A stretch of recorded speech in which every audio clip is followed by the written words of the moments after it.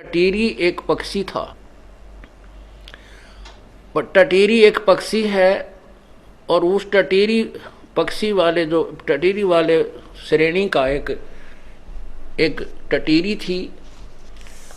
उसने महाभारत के युद्ध के दौरान कुरुक्षेत्र में अंडे उत्पन्न कर दिए, अंडे पैदा कर दिए। उधर से दोनों तरफ से सेनाएं इकट्ठी होगी और युद्ध का बिगुल बज गया। तब उस संतनी ने, उस टटीरी ने, जो पूर्व जन्म की संतनी थी, अंतरात्मा से पुकार की, हे परमात्मा मेरे अंडों की, मेरे बच्चों की रक्षा करो। इंद्र के हाथी का घंटाला टूट गया, बहुत बड़ा घंटा, 88,000 मन का बताया है। वो गिर गया वहां पर उन अंडों के ऊपर। पूरा महाभारत युद्ध समाप्त हो लिया, करोड़ों व्यक्ति मर गए, अग्निबाण चले, लेकिन वो अंडे नहीं खत्म हुए। तो वो न तो कोई पूजा वर्तमान में कर रही थी, ना कोई इष्ट न जाने थी। अंतर की पुकार व ममता बच्चों से की तरफ, उसकी आत्मा की भाषा को भगवान समझता है। उस पूर्ण परमात्मा ने ही आकर के उस टटीरी के अंडों की भी रक्षा की थी। कहते हैं 100 छल छिद्र मैं करूं अपने जन के काज, हिरण्यकशिपु जो मार दो मैं नरसिंह दर्दू साज। तो ये जो कथाएं उनको रटा करा रखा था, रटा रखी थी कि नामदेव ने दूध पियाया, ऐसे भैंस के सींग में भगवान पैदा हो गया है। और रविदास जी को भी ऐसे ही एक बार राजा ने परेशान किया था, तो उन्होंने भी पत्थर, क्योंकि पहले रविदास जी भी शास्त्र विरुद्ध साधना ही किया करते थे। परमात्मा कबीर जी के शरण में आने के बाद उन्होंने सत साधना स्वीकार की थी। तो उस राजा ने भी उनको जान से मारने के लिए धमकी दे दी थी कि या तो मेरे सामने दूध पिला के दिखा रैदास, नहीं तो तेरी गर्दन कलम कर दी जाएगी। क्योंकि रविदास जी ने भी पहले दूध पिलाया था। रविदास जी के माता पिता ने भी जब जन को यही कह दिया था कि मेरे बेटे ने पत्थर के भगवान श्री कृष्ण जी को, ठाकर जी को दूध पिला दिया। तो रविदास जी की प्रार्थना से भी दूध पत्थर ने, उस परमात्मा ने पिया था, पत्थर ने नहीं पिया था। परमात्मा प्रगट हुए, दूध पिया, अंतर्जान हो गए थे। ऐसे नरसिंह जी जो थे वो भी मूर्ति पुजारी ही थे। तो यहां कह रहे हैं कि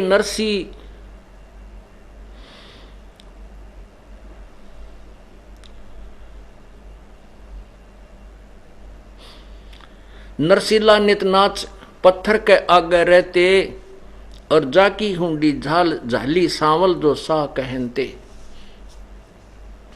कि धर्मदास जी अपनी वो अटकल युक्त ज्ञान को सुना रहा है कि कहता है कि नरसिंह नाम के, जो नरसिम्हा नाम के सेठ थे, वो भी भगवान पत्थर की मूर्ति का आगे डांस करते थे, नाचते थे, रोते थे, उसकी पूजा करते थे। और परमात्मा ने उसकी हुंडी झाली और उसका भात भरा।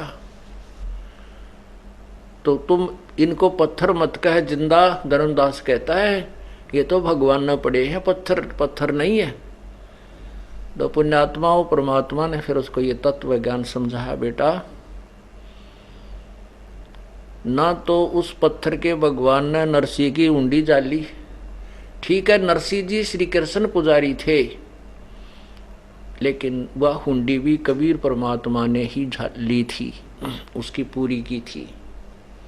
लेकिन वो ये सोचता है, जो जिस भी इष्ट का पुजारी है, कि मेरे इसी भगवान ने मेरे ये काम किया है। परमात्मा कहते हैं पिछले ही पुण्य से होते हैं पूर्ण हंस मुराद, के पिछले ही जो साधना पुण्य तूने किया हुआ उससे ही तेरी पूर्ण मुराद हो रही है। जब तक तू भविष्य की साधना ठीक नहीं कर रहा, तब तक तेरे पूर्व जन्म की कमाई से ही तेरे काम हो रहे हैं। जैसे ये दास पहले हनुमान पुजारी था, श्री कृष्ण जी का पुजारी था, बाबा श्याम जी की पूजा परंपरागत थी और भगवान शंकर की भी पूजा व साजली पूजा तो करते ही थे। और जो भी कोई घर में सुख होता था, जैसे पास हो जाते थे कक्षा में, तो जय हो बाबा श्याम जी की, जय हो भगवान कृष्ण जी की, जय हो शिव जी महाराज की, भगवान विष्णु की जय हो, उनके गुण गाया करते थे कि इन्होंने हमें पास कर दिया। फिर शादी हुई, फिर नौकरी लग गई, लड़का हुआ तो खुशी मनाई कि भगवान बाबा श्याम जी ने मौज कर दी, फिर श्री कृष्ण जी ने मौज। इन्हीं देवताओं को हम ये समझते थे कि यही हमारे काम कर रहे हैं, यही हमें लाभ दे रहे हैं, नौकरी भी इन्होंने दी है। लेकिन अब पता चला इस तत्व ज्ञान की रोशनी में कि ये तो कुछ भी करने के कोना, ये तो मासा घटे न तल बधै, विधना लिखे जो लेख, साचा सतगुरु मेट कर ऊपर मारे मेख। जैसे आपने कल शिव महापुराण में पढ़ा, युकाल भगवान कहता है ब्रह्मा और विष्णु को कि तुम अपने आप को भगवान मान बैठे हो, तुम भगवान नहीं हो, और तुमने तप किया, तुम्हारे तप के आधार से मैंने तुम्हें तो विष्णु जी को, ब्रह्मा को तो उत्पत्ति करने की का डिपार्टमेंट दिया है और विष्णु को सतिथि का, और रुद्र इसी प्रकार रुद्र और शंकर को भी मैंने अन्य विभाग दिए हैं। लेकिन अनुग्रह, किसी को अनुग्रह प्राप्त की जो है सिद्धि प्राप्त करने के तुम अधिकारी नहीं हो। अनुग्रह माने कृपा, अर्थात किसी चीज में फेरबदल करके कोई दुखी है उसको सुख कर दे, तुम नहीं कर सकते। अब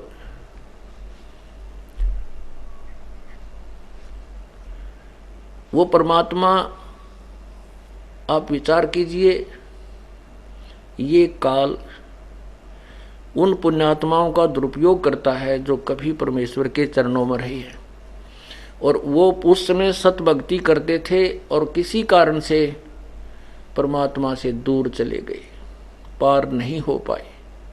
जैसे 64 लाख प्रभु के जब आज से 600 वर्ष पूर्व परमात्मा यहाँ आए थे, काशी में प्रकट हुए थे। अब उस समय उन्होंने एक लीला की थी जिस कारण से सभी उनसे दूर हट गए थे। वो इतने दयालु हैं कि हमारे पुण्य बनवा जाते हैं कि ये और ज्यादा कष्ट ना उठाएंगे, इनके अंदर भक्ति चलती आ जाएगी और जब भक्ति युग आएगा तब इनको मैं रिचार्ज कर लूंगा। अब आपको एक श्वास का सिमरण जो सतनाम दिया जाता है उसकी बहुत कीमत है, उसकी बहुत वैल्यू है। परमात्मा कहते हैं कि सतनाम पालड़े रंगहोरी हो और 14 लोग चढ़ाव राम रंगहोरी हो, और तो ना 3 लोग पासंग धरे रंगहोरी हो, तो ना तुले तलाया राम रंगहोरी हो। एक श्वास का सिमरण जो सतनाम आपको दिया जाता 2 अक्षर का, जिसमें एक ओम मंत्र है और एक तत्व, जो गीता जी अध्याय नंबर 17 के श्लोक 23 में कहा है, ओम तत्सत इति निर्देश ब्रह्मणे त्रिविध समर्थ है। उस पूर्ण परमात्मा सच्चिदानंद घन परमात्मा की भक्ति के लिए ओम तत्सत इस 3 मंत्र के नाम का जाप का निर्देश है। उसमें ओम ब्रह्म का जाप है, ये तत् अन्य मंत्र है वो परब्रह्म का जाप है, और सत्य ये अन्य मंत्र है जो पूर्ण ब्रह्म का जाप है। तो उसमें एक सतनाम का सिमरण की कीमत बताई है। एक श्वास, उस श्वास से जो सिमरण किया जाता है वो कितना कीमती बन जाता है। लेकिन पूर्ण संत से लेकर के, नकली संतों से नहीं। अधिकारी के बिना कोई भी कार्य सफल नहीं होता। जैसे अपॉइंटमेंट लेटर होता है, बालक की नौकरी लगने का पत्र, उसमें 4 लाइन होती है you are hereby appointed for the post of such and such, your salary will be such and such, और नीचे वो लिख देता है, अधिकारी साइन कर देता है, उस बच्चे को सरकारी नौकरी लग जाती है और उसको आजीवन लाभ मिल जाता है। उन्हीं 4 लाइनों को कोई टाइप करके और कोई दस्तक कर साइन कर दे और उसको कह दे ले तेरी नौकरी लग गई, तेरी भी लग गई, वो नहीं, कोई लाभ नहीं होगा। इसी प्रकार इस नाम को पूर्ण संत से प्राप्त करके ही जाप करने से लाभ होगा। और मर्यादा भंग कर दोगे तो ये नाम खंड हो जाएगा, जैसे नौकरी से निकाल दिया जाता है।